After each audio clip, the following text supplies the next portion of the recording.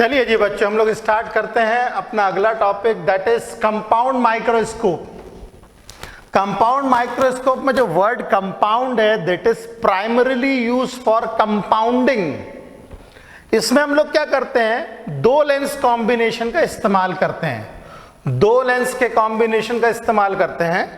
पहला लेंस जो होगा वो ऑब्जेक्ट को थोड़ा बड़ा करेगा, वो रियल इमेज का फॉर्मेशन करेगा, और फिर जो सेकंड लेंस है उस बड़ी इमेज को, मतलब जो पहले लेंस से जो इमेज बनी है वो दूसरे के लिए ऑब्जेक्ट के समान काम करेगी और वो उसको फर्दर बड़ा करेगा। तो इसमें दो तरफा अपने को मैग्निफिकेशन मिलती है, इसीलिए इसको हम लोग कंपाउंड माइक्रोस्कोप कहते हैं। कंपाउंड माइक्रोस्कोप आप लोगों ने अपने बायोलॉजी की लैब में देखा होगा, बहुत कॉमनली हम लोग स्लाइड्स को देखने के लिए इस्तेमाल करते हैं। ठीक है, तो जो छोटे छोटे जैसे ऑनियन पील आपने छोटे क्लासेस में एक्सपेरिमेंट किया होगा, कंपाउंड माइक्रोस्कोप से हम लोग इसको देखते हैं। और कंपाउंड माइक्रोस्कोप बहुत अच्छा टूल है, लेबोरेटरीज में इसको बहुत अधिक इस्तेमाल किया जाता है। तो चलिए अब सबसे पहले स्टार्ट करें, कंपाउंड माइक्रोस्कोप की जरूरत क्यों पड़ी। Simple microscope has limited maximum angular magnification which is less than 9 for realistic focal length. अगर आप फोकल लेंथ जो रियलिस्टिक जो हम लोग वास्तव में ले सकते हैं उसको अगर आप लेंगे तो simple microscope not more than 9 का मैग्निफिकेशन दे सकता है। 9 से ज्यादा मैग्निफिकेशन वो नहीं दे पाएगा। तो अब इसमें तो लिमिटेशन आ गई हमारी, भाई अगर इससे ज्यादा मैग्निफिकेशन चाहिए तो क्या करें। तो इसके लिए फिर हम लोगों को चाहिए compound microscope. We can use the two lens combination, one compounding the effect of other. Such a microscope using two lenses is called as compound microscope. तो हम लोग कंपाउंड माइक्रोस्कोप में दो लेंस कॉम्बिनेशन का इस्तेमाल करेंगे। ओके, अब कैसे करते हैं ये जरा आप ध्यान से देखिए। मैं इसका रे डायग्राम बना रहा हूं। रे डायग्राम बनाने के लिए मैं सबसे पहले एक प्रिंसिपल एक्सिस बना देता हूं। ये रही मेरी प्रिंसिपल एक्सिस, और इस प्रिंसिपल एक्सिस के ऊपर दो लेंसेस बनाऊंगा मैं। पहला लेंस मेरा ये रहेगा, ये रहा मेरा पहला लेंस, और इस लेंस का ऑप्टिकल सेंटर 1, इसका फोकल लेंथ f1, यहां पे भी f1, और हम लोग जो अपना ऑब्जेक्ट रखेंगे f1 से थोड़ा सा बाहर रखेंगे। इसके पीछे भी रीजन है। जब हमारा ऑब्जेक्ट f1 और 2 टाइम्स f1 के बीच में होता है, फोकस और डबल फोकस के बीच में होता है, तो हमें रियल इमेज मिलती है, एनलार्ज्ड इमेज मिलती है। करेक्ट। तो अगर हम लोग अपना ऑब्जेक्ट यहां रखें, अगर मैं अपना ऑब्जेक्ट यहां पे रखूं, ये मेरा ऑब्जेक्ट है ए बी, तो इससे जो इमेज फॉर्म होगी वो मैं बनाता हूं। उसके लिए सबसे पहली जो लाइट रे हम लोगों की जाएगी, पहली लाइट रे जाएगी प्रिंसिपल एक्सिस से पैरेलल, ये गई, और ये फोकस से पास हो जाएगी, ये फोकस से पास हो जाएगी। दूसरी लाइट रे हम लोग ऑप्टिकल सेंटर से पास करेंगे। ऑप्टिकल सेंटर से जब पास करेंगे तो ये अनडिविएटेड सीधे सीधे चली जाएगी, ये कुछ इस तरीके से। और आप लोग देख सकते हैं कि पहले जो ऑब्जेक्ट का साइज है उसकी अपेक्षा इमेज जो है काफी बड़ी हम लोगों को मिल रही है। यहां पे जो इमेज मिल रही है काफी बड़ी सी इमेज मिल रही है, and that too real image मिल रही है। ये रियल इमेज का फॉर्मेशन हुआ, ये हमारे पास में रियल इमेज का फॉर्मेशन हुआ। अब चूंकि ये जो लेंस है ऑब्जेक्ट के नजदीक रखा था, ये रहा हमारा ऑब्जेक्ट के नजदीक रखा था, इसीलिए इस लेंस को हम लोग कहते हैं objective lens. Objective lens. Okay, और ये जो हम लोगों की इमेज फॉर्म हुई है, ये जो इमेज फॉर्म हुई है, ये इमेज रियल इमेज है, इन्वर्टेड इमेज है और एनलार्ज्ड इमेज है। ऑब्जेक्टिव लेंस ने, जो हमारा ऑब्जेक्टिव लेंस है, उसने क्या किया, रियल इमेज बनाई, इन्वर्टेड इमेज बनाई और एनलार्ज्ड इमेज बनाई। ओके, अब हम लोग क्या करेंगे, दूसरे लेंस को इंट्रोड्यूस करेंगे। जो दूसरा लेंस रहेगा वो कुछ इस तरीके से रखना है हम लोगों को कि ये जो इमेज फॉर्म हुई है, ये इमेज उसके फोकस के अंदर चली जाए। मतलब मैं अपना दूसरा लेंस लेता हूं कुछ इस तरीके से,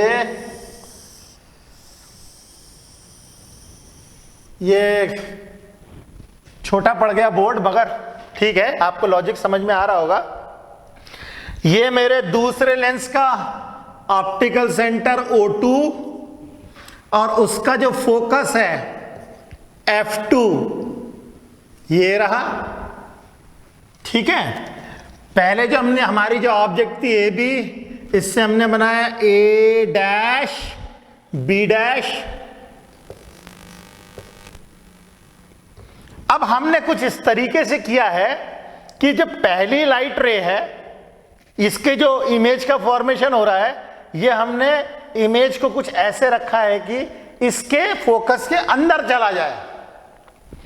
तो जो दूसरा लेंस है वो सिंपल माइक्रोस्कोप के समान ही बिहेव करेगा, बस फिगर इन्वर्टेड बन रहा है, बाकी ये पूरी तरीके से सिंपल माइक्रोस्कोप के समान ही बिहेव करेगा। अब मान लीजिए यहां से जो लाइट रे जा रही है, इसको मैं A डैश मान लेता हूं, A डैश, यहां से जो इमेज जा रही है, पहली लाइट रे गई है और ये जो लाइट रे रहेगी ये इसके फोकस से पास होगी।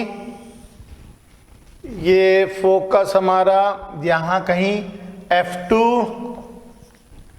जो लाइट रेज हैं, पहली लाइट रे मैंने प्रिंसिपल एक्सिस से पैरेलल ली और ये लाइट रे जाएगी फोकस से।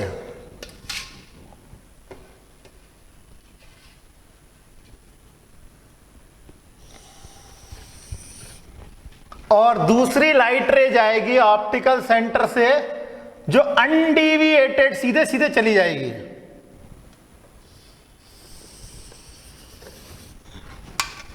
कुछ इस तरीके से। पहली लाइट रे मैंने कौन सी बनाई, ये जो इमेज का फॉर्मेशन हो रहा है वहां से ये गई, जो फोकस से पास हो गई, और दूसरी लाइट रे मैंने ऑप्टिकल सेंटर से पास कर दी, जो अनडिविएटेड सीधे सीधे चली जाएगी। अब ये डाइवर्जिंग रेज है, ये कभी जिंदगी में नहीं मिलने वाली है, मगर इसको यदि बैक ट्रेस किया जाएगा तो बैक ट्रेस करने पे हम लोगों को दिखेगा कुछ इस तरीके से। बैक ट्रेस जब हम लोग इसको करेंगे, बैक ट्रेस करने पे हम लोगों को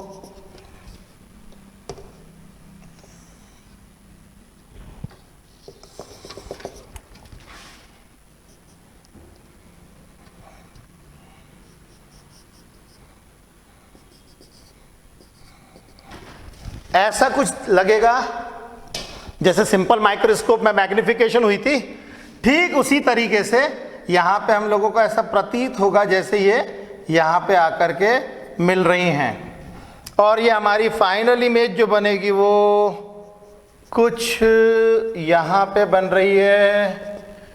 ये इसका नाम दे देते हैं A double dash B double dash. तो AB से पहले इमेज बना A dash B dash, real image बनी, और फिर A डैश B डैश को सेकंड वाले जो लेंस होता है, जो हमारी आंखों के नजदीक होता है, ये लेंस हमारे आंखों के नजदीक होता है, इसीलिए इसको आईपीस लेंस भी बोला जाता है। इसको हम लोग कहते हैं आईपीस लेंस या सिंपल आईपीस। ऑब्जेक्टिव लेंस का नाम या तो केवल ऑब्जेक्टिव बोलो या ऑब्जेक्टिव लेंस, आईपीस लेंस का नाम आईपीस। तो जो आईपीस लेंस है, आईपीस लेंस जो है ये बनाएगा जो ऐसी भी हमारी जो इमेज है वो इमेज जो फॉर्म करेगा वर्चुअल इमेज फॉर्म करेगा, और इन्वर्टेड कोई इन्वर्टेड बनाया है मतलब इरेक्ट इमेज फॉर्म करेगा और एनलार्ज्ड इमेज फॉर्म करेगा। तो आप देख सकते हैं इसके अंदर में पहले लेवल का मैग्निफिकेशन दिया इसने, दूसरे लेवल का मैग्निफिकेशन दिया उसने। तो यदि मान लीजिए इसका मैग्निफिकेशन 1/3 बनाया इसने, ठीक है, और उसने 3 को उठा करके बना दिया 27। तो यहां पे मैग्निफिकेशन मिला हमें 3 का और यहां पे मैग्निफिकेशन मिला 9 का, कंसीडरिंग कि 9 हम लोग को मिल रहा है। तो टोटल मैग्निफिकेशन हम लोग को 27 का मिल जाएगा। फाइनली आपको एक चीज, एक सेंटीमीटर का अगर कोई ऑब्जेक्ट 27 सेंटीमीटर का दिख रहा है तो जाहिर सी बात है कि आपको 27 टाइम्स मैग्निफिकेशन मिला है, मगर ये सिंगल टाइम नहीं मिला है, 1 से 3 हुआ और फिर 3 से 9 टाइम्स वो आपको मिलेगा 27। 1 से 3, 3 से 27, कुछ इस तरीके से। अब इसमें एक बच्चे क्वेश्चन पूछ सकते हैं कि भाई इसमें इमेज तो हमें इन्वर्टेड दिख रहा है, तो क्या करें? अगर आपको इमेज इन्वर्टेड दिख रहा है, टेंशन लेने की बिल्कुल बात नहीं है, आपको कुछ नहीं करना है। जो आपके माइक्रोस्कोप तो छोटा सा डिवाइस होता है और जो ऑब्जेक्ट होता है आपके हाथ में होता है। जैसे मान लीजिए आप किसी बैक्टीरिया को देख रहे हो और बैक्टीरिया को देख रहे हो तो बैक्टीरिया उल्टा दिख रहा है, तो आप कुछ मत कीजिए, उस स्लाइड को 180 डिग्री से घुमा दीजिए। जो बैक्टीरिया ऐसा देख रहे हैं और वो आपको उल्टा दिख रहा है, तो बैक्टीरिया की जो रखी हुई स्लाइड है उसको घुमा के ऐसे कर दीजिए। जब आप उसको घुमा देंगे तो इमेज आपको सीधी दिखने लगेगी। मतलब अगर ऑब्जेक्ट आपने उल्टा रख दिया तो इमेज सीधी हो जाएगी।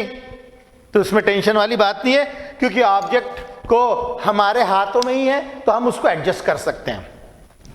तो ये तो हो गया भाई ऑब्जेक्टिव लेंस और आईपीस लेंस। ऑब्जेक्टिव लेंस जो होता है इसमें ध्यान रखना ये छोटे एपर्चर का होता है, इसकी फोकल लेंथ भी छोटी होती है। ये स्मॉल एपर्चर का होता है और इसका जो साइज भी छोटा होता है और फोकल लेंथ भी छोटी होती है, ठीक है। तो इसका फोकल लेंथ जो है स्मॉल होगा, इसका एपर्चर जो है ये भी स्मॉल होगा। जाहिर सी बात है कि फोकल लेंथ अगर छोटा होगा तो एपर्चर हमें छोटा रखना ही पड़ेगा। अगर आप किसी लेंस को इतने बड़े गोले से काटोगे और इतने बड़े गोले से काटोगे, अगर आप लेंस छोटे फोकल लेंथ का बनाओगे और लेंस अगर बड़े फोकल लेंथ का बनाओगे तो इसका एपर्चर भी छोटा रहेगा, ये साइज छोटा, इसका साइज बड़ा रहेगा, करेक्ट। तो इसका फोकल लेंथ स्मॉल होता है, एपर्चर साइज भी स्मॉल होता है। जबकि जो आईपीस लेंस होती है इसका फोकल लेंथ लार्ज होती है और इसका एपर्चर भी जो है वो भी अपने को बिग मिलता है। ओके, तो ये तो होगा इसके बेसिक्स। अब इसके अंदर में एक छोटा सा टर्म है जो आप लोगों को पता होना चाहिए, that is called as length of tube. Length of tube क्या होता है? ये जो फोकसेस होती है इनकी, ये इसकी फोकस ऑब्जेक्टिव लेंस की, आईपीस लेंस की फोकस, ये इन दोनों के बीच की जो डिस्टेंस होती है इसे कहते हैं हम लोग लेंथ ऑफ ट्यूब। इसे कहते हैं हम लोग लेंथ ऑफ ट्यूब। ये मैं यहां पे लिख देता हूं, एल को हम लोग कहते हैं लेंथ ऑफ ट्यूब और ये यूज की जाती है, यूज्ड फॉर बेसिक एडजस्टमेंट। तो जब हम लोग माइक्रोस्कोप का इस्तेमाल करते हैं, कंपाउंड माइक्रोस्कोप को ऐसे ऐसे घुमाते हैं, तो घुमाते तो हम लोग क्या करते हैं, लेंस की दूरी आपस में एक दूसरे से वेरी करते हैं, चेंज करते हैं। लेंस को अगर आगे पीछे करोगे तो एल की वैल्यू भी आगे पीछे होती जाएगी। लेंस को दूर कर दिया, एल दूर हो गया। लेंस को नजदीक ले आए, एल नजदीक हो गया। तो लेंथ ऑफ ट्यूब होता है डिस्टेंस बिटवीन पहले वाले का सेकेंडरी फोकस, दूसरे वाले का प्राइमरी फोकस। ये होता है distance between primary secondary focus of objective, secondary focus of objective and primary focus of eyepiece. इसको हम लोग कहते हैं length of tube. Got the point? अब हम लोग यहां पे मेजर करेंगे कि भाई मैग्निफिकेशन कितना मिलता है। तो हम लोग मैग्निफिकेशन के लिए सबसे पहले लेते हैं मैग्निफिकेशन ऑफ ऑब्जेक्टिव लेंस, क्योंकि टोटल मैग्निफिकेशन तो इन दोनों का मल्टीप्लिकेशन ही मिलेगा। जैसे मैंने बताया, अगर ये मैग्नीफाई 3 टाइम्स करता है और अगर ये मैग्निफिकेशन 9 टाइम्स करता है, तो टोटल मैग्निफिकेशन हम लोग को मिलेगा 27 टाइम्स। ठीक है, अगर हम लोग को ऑब्जेक्ट से पहले नंबर का मैग्निफिकेशन मिलता है 3 का और दूसरा मैग्निफिकेशन मिलता है 9 का, तो टोटल जो मैग्निफिकेशन मिला हम लोगों को वो मिल जाएगा 27 का। ओके, तो अब मैं सबसे पहले लेता हूं मैग्निफिकेशन ऑफ ऑब्जेक्टिव लेंस। ध्यान से देखिएगा, डेरिवेशन बहुत अच्छा है इसका। Magnification of objective lens, magnification of objective lens, objective lens का मैग्निफिकेशन ये मान लेता हूं हाइट h, AB की जो हाइट है दैट इज h, और A डैश B डैश की जो हाइट है उसको मान लेते हैं h डैश। ओके, तो मैग्निफिकेशन ऑफ ऑब्जेक्टिव लेंस का लीनियर मैग्निफिकेशन लेते हैं हम लोग। लीनियर मैग्निफिकेशन जो आएगा वो आएगा magnification of objective lens is equal to, वो आएगा height of image divided by height of object. तो मैग्निफिकेशन ऑब्जेक्टिव लेंस का आएगा h dash upon h।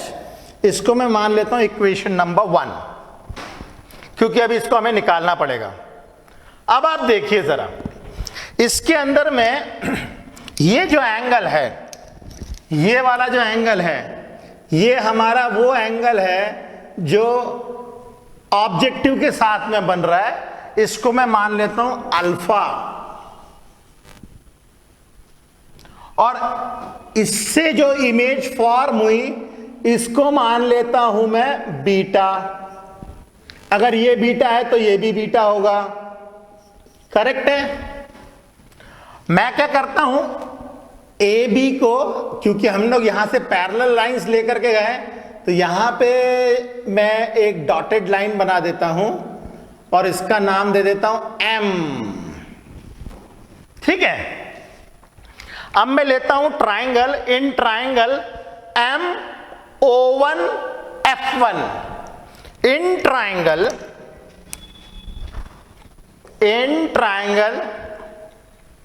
MO1F1।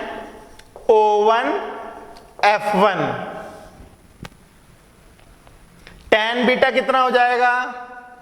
tan beta हो जाएगा perpendicular upon base, tan beta हो जाएगा परपेंडिकुलर अपॉन बेस। अब ये जो परपेंडिकुलर है MO1 अपॉन बेस O1F1। तो tan बीटा हम लोगों को क्या मिलेगा? tan बीटा मिलेगा MO1 जो कि h के बराबर है, और OF1 ये फोकल लेंथ ऑफ ऑब्जेक्टिव है। इसकी जो फोकल लेंथ है, इसकी फोकल लेंथ हम लोग बोल रहे हैं फोकल लेंथ ऑफ ऑब्जेक्टिव, और आईपीस की जो फोकल लेंथ है इसको बोल रहे हैं फोकल लेंथ ऑफ आईपीस। ठीक है, तो हमारे पास में आ गया H is equal to F0 tan beta, ये मैंने ले ली सेकंड इक्वेशन। अब मैं ले लेता हूं triangle F1 B dash A dash in triangle F1 B dash A dash. इस ट्राइंगल में अगर आप देखेंगे F1 B dash A dash, इस ट्राइंगल में हम देखेंगे तो tan बीटा हमें कितना मिलेगा? tan बीटा मिलेगा perpendicular upon base, perpendicular is A dash B dash A dash B dash upon base F1 B dash F1 B dash. Okay, अच्छा, इन दोनों के बीच की जो दूरी है, ये वाली जो दूरी है F1 से लेकर B डैश तक की, इसको मैं मान लेता हूं x। ये जो डिस्टेंस है इसको मैं मान लेता हूं x। तो अब जरा देखें क्या मिलता है हम लोगों को। A dash B dash, A dash B dash तो हमारे पास में है H डैश, और F1B है L plus x, L plus x, that is tan beta. तो H डैश आ जाएगा L plus x tan beta. अच्छा जी, अब यहां पे हम लोग को एक छोटा सा एजम्पशन लेना पड़ेगा, और वो ये कि मान लीजिए अगर मेरा B डैश F2 के ऊपर ओवरलैप कर जाए, अगर मेरा B डैश F2 के ऊपर ओवरलैप कर जाए, तो ये जो ऑब्जेक्ट इससे इमेज बनी है, ये इमेज इसकी फोकस पे आ जाएगी और ये लाइंस बन जाएंगी पैरेलल। ठीक है, तो सिंस x की वैल्यू हम लोगों को बिल्कुल इसके नजदीक रखनी पड़ती है, ठीक है, B डैश की जो वैल्यू है, B डैश जो इमेज बनेगी वो इसके बहुत नजदीक होती है, तो x की वैल्यू नेग्लिजिबली स्मॉल होती है। ठीक है, तो हम लोग since x is negligibly small,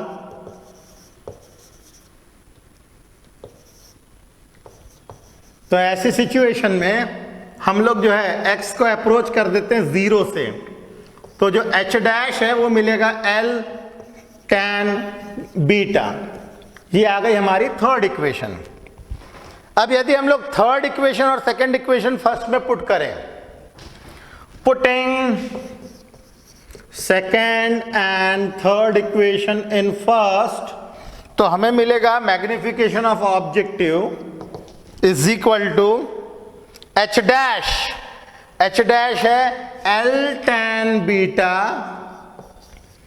और h है F0 tan beta. tan beta से tan बीटा कट जाएगा और हमें मिलेगा magnification of object is equal to L upon F0। Okay, अच्छा, आई पीस का मैग्निफिकेशन मुझे निकालने की जरूरत ही नहीं है। Eyepiece is simply behaving like simple microscope, वो सिंपल माइक्रोस्कोप ही है। तो चूंकि हम लोग सिंपल माइक्रोस्कोप का डेरिवेशन ऑलरेडी कर चुके हैं, तो हम लोग जो है इसके डेरिवेशन को दोबारा से नहीं करेंगे। Magnification for eyepiece, magnification for eyepiece is same as simple microscope, और यदि आपको एग्जाम में भी आए तो इसको डिराइव करने की जरूरत नहीं है, इसको हम डिराइव नहीं करेंगे। तो मैग्निफिकेशन ऑफ आई पीस जो मिलेगा हमें 1 plus D upon F E, ये मिलेगा। कब मिलेगा?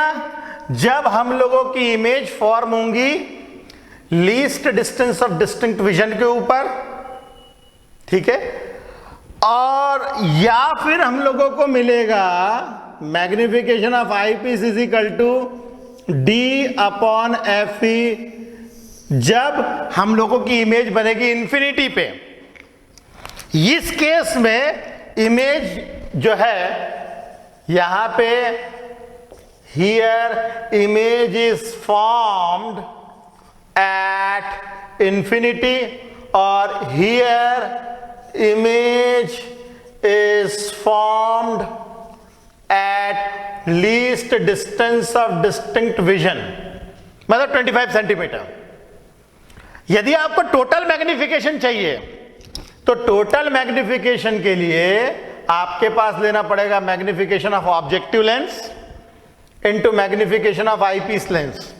ये टोटल मैग्निफिकेशन के लिए, टोटल मैग्निफिकेशन के लिए आपको लेना पड़ेगा ये फॉर्मूले, दोनों का मल्टीप्लिकेशन। मतलब इसके दो ऑप्शंस मिलेंगे। टोटल मैग्निफिकेशन इधर आएगा हमारे पास में L/FO इंटू 1+D/Fe, या तो हमारे पास में मैग्निफिकेशन टोटल आएगा L/FO इंटू D/Fe। ये वाला कब फॉर्मूला यूज करेंगे? ये वाला फॉर्मूला हम यूज करेंगे तब जब इमेज इंफिनिटी पे फॉर्म होगी। मोस्ट रिलैक्स्ड आइज, ये वाला केस है मोस्ट रिलैक्स्ड आइज वाला। जिन लोगों ने सिंपल माइक्रोस्कोप वाला वीडियो नहीं देखा वो जरूर देखेंगे। ये वाला डेरिवेशन है for most relaxed eyes, image is formed at infinity. और ये वाली है मोस्ट स्ट्रेन्ड आइज वाला केस, जिसके अंदर में इमेज फॉर्म होती है least distance of distinct vision के ऊपर। तो टोटल मैग्निफिकेशन के दो फॉर्मूले हैं, दिस इंटू दिस या दिस इंटू दिस। ओके, तो ये सिंपल सा क्राइटेरिया है। अब आप देख सकते हैं दोनों का ही फोकल लेंथ के इनवर्सली प्रोपोर्शनल है मैग्निफिकेशन, मतलब दोनों का फोकल लेंथ छोटा होना चाहिए, मगर ऑब्जेक्टिव लेंस का फोकल लेंथ आईपीस से भी छोटा होना चाहिए। ठीक है, ये दोनों के दोनों स्मॉल चाहिए। बोथ जो फोकल लेंथ है ये और ये दोनों के दोनों स्मॉल होने चाहिए, both small, but focal length of eyepiece is greater than focal length of objective. दोनों के दोनों छोटे होने चाहिए, मगर इसका फोकल लेंथ इससे आपको बड़ा होना चाहिए, क्योंकि उसको बड़े साइज का इमेज मिल रहा है। इसका जो इमेज मिल रहा है बड़े साइज का, वो उसके लिए ऑब्जेक्ट के समान काम कर रहा है। अगर उसका फोकल लेंथ छोटा होगा तो एपर्चर भी छोटा होगा, एपर्चर छोटा होगा तो फिर इमेज कैसे बनाएगा ना वो कंप्लीट पूरी। इसीलिए उसका एपर्चर बड़ा रखने के लिए आपको उसका फोकल लेंथ भी बड़ा रखना पड़ेगा। Got the point? तो ये कंपाउंड माइक्रोस्कोप का डेरिवेशन है। आप इसको जल्दी से जल्दी कीजिए, फिर हम अगले टॉपिक पे चलते हैं।